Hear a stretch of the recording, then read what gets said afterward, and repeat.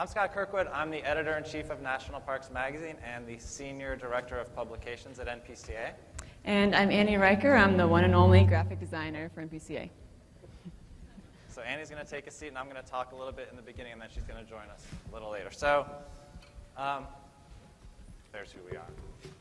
I'll go back to the front. I want to kind of rebrand our opening slide a little bit. This was the title of the article that I wrote back in January. And it sounds a little more grandiose than it probably is. I feel like an overhaul to me sounds like something you do with a car. You put it on a lift, you take out the engine, you switch the axle, you do all these things at once, and then a few hours later you have this awesome car that's ready to run. What we did really took years and years. It was a lot of small changes like changing a spark plug and the washer fluid and a headlight, one thing at a time. So we're going to tell you the stories of that as it evolved over time. I think it's a little less daunting if you're an in-house team, realizing you're making those small changes one by one. So first off, though, I want to tell you about NPCA, what we do. We are not the National Park Service. We're a nonprofit that supports the parks. These two chipper fellows founded it. Stephen Mather, on the left, was the first director of the Park Service, and Robert Sterling Yard, on the right, is a journalist.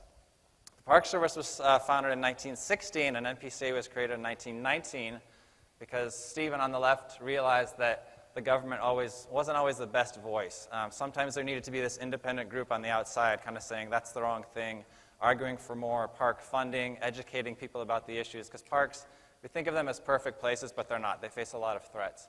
So he fronted $5,000 for Robert Sterling Yard, a journalist, to start a newsletter and educate people. They had a few hundred members in the beginning.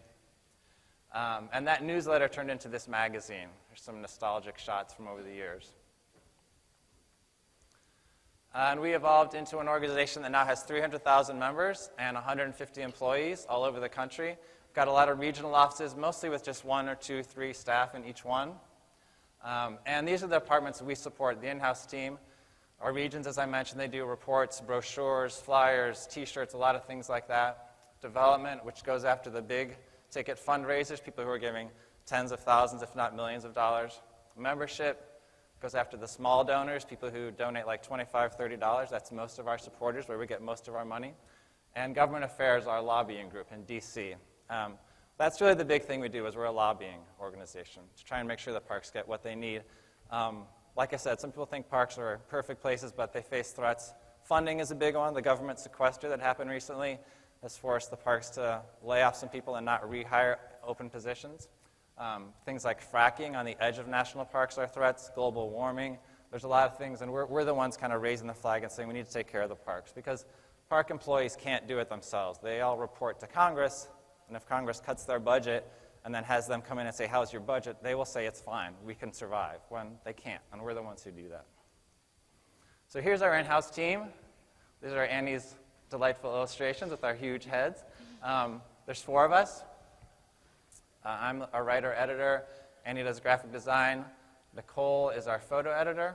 And Amy Marquis works out of her home office in Boulder, helps me with writing, editing on the magazine and things like that.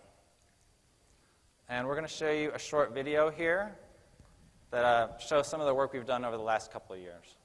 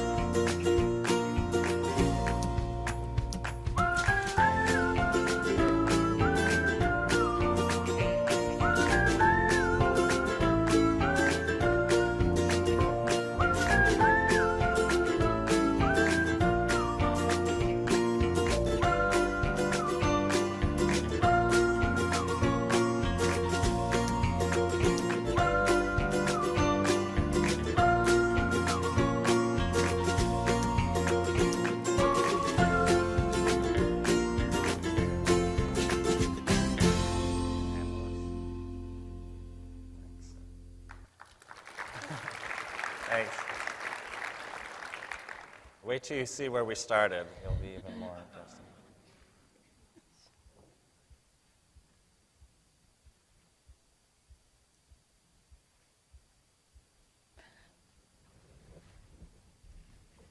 All right, so I have a big confession to make. I'm not a graphic designer. I'm a writer and an editor.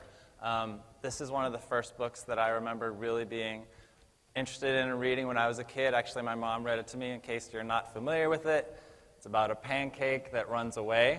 I think because these very happy children are chasing it with forks and knives and threatening to stab it. I loved this book. I remember my mom read it to me one night, and the next morning I got up and asked for her for pencils and paper and sat at my toy box. I can still picture it, and I recreated every single page, and I wrote out all the text. And I'm sure I was like 6 or 7, so it was probably illegible, and it was blatant plagiarism, but my parents didn't ground me or anything. They supported it. My mom was a big reader, so she kind of encouraged me to do a lot more reading. These are some of the books that I remember really loving, and kudos to Mom for getting the racial and ethnic diversity in there. Not sure how many of you are familiar with Harry the Dirty Dog. This is Harry when he's clean on the left, and then on the right after all of his crazy adventures. It's a very yin-yang thing, I think. So I loved books. As I got older, of course, the books changed. These are some of my favorites. But I remember asking my mom, as I got older, what happened to all the pictures? There used to be all the pictures in the books when we read as kids. And she said, well, when you get older, you get more mature, you have to use your imagination. I thought, well, that sucks. Like, I really like pictures. Don't we all like looking at pictures? I mean, that was kind of a sad discovery for me. So I discovered magazines. I remember this specific article in this issue of Inside Sports. I think I was 14, so that was almost 30 years ago. It was a great article about the Dallas Cowboys, and this writer had spent a lot of time with the team and talked about how huge their arms were and their legs and their necks, and he used all these brilliant metaphors to explain what it was like to have the body of an NFL star. And it really hit me, and I thought, well, there's a guy who gets paid to write, and he gets to follow this football team around. It really had a big impression on me, and it made me really start to love magazines.